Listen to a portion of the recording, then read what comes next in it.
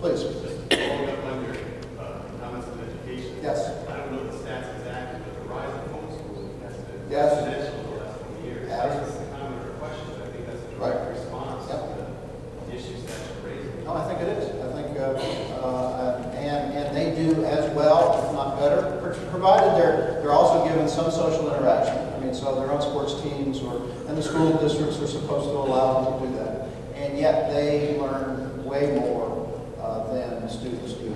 And let me tell you something else. Students who take a graduate GED, the graduate educational, what is it called? GED, whatever. That stands for something.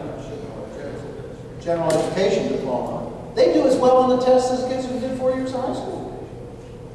Yeah, they studied for like 3 months. And so somebody who's gone to school for 4 years, they do as well as somebody. Now,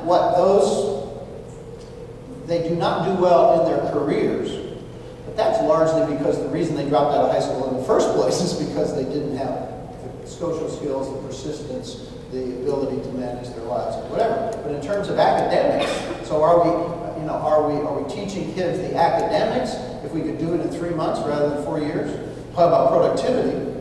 And homeschooling is exactly the same thing. Now the problem with homeschooling, of course, is that the big thing that changed was to keep the family income up.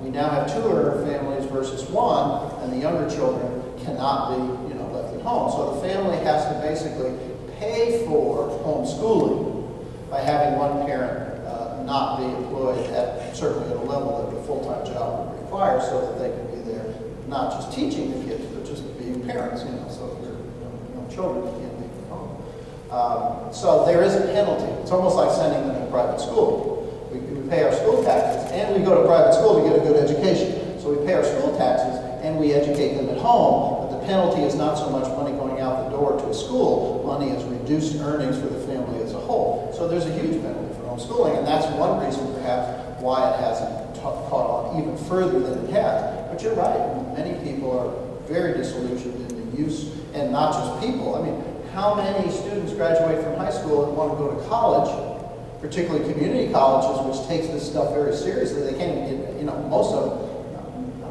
many of them can't get into a 4-year college, so they go to a community college. Half of them are in developmental classes. Half of them are being taught what they should have been taught in high school. Half! Sometimes, okay, I'm getting ranting. Stop it. But no, let me do this one rant. If our military was that performing so poorly, if your business was performing that so poorly, if the North Central Regional Planning Commission was performing that poorly, you'd have a fit.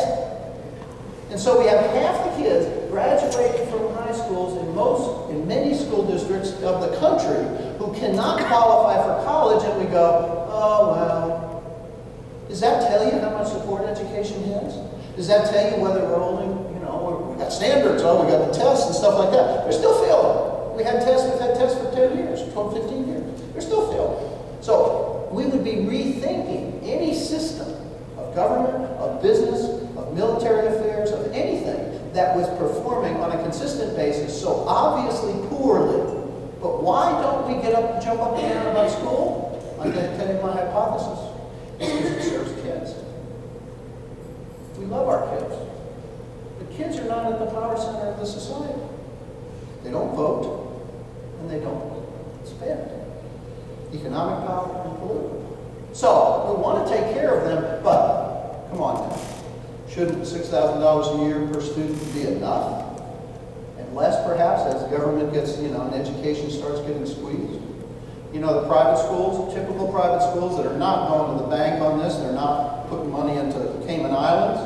Typically, in Houston, it's $15,000 a year for private elementary and high schools. Now, are those gold-plated, Ivy League, Croton on the Hudson kind of things? No, they're just regular schools doing learning with that money, and HISD gets 6. Houston Independent School District. So, are we really concerned about this, or are we just kind of, oh, it's really too bad because we're so complacent? So I'm sorry.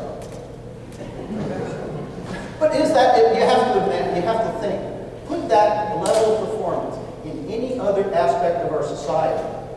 If the IRS missed if half the people didn't pay taxes the way that they happen to do in Greece, okay? Or if half the cars that came off the assembly line had huge warranty problems with it, we'd abandon those institutions.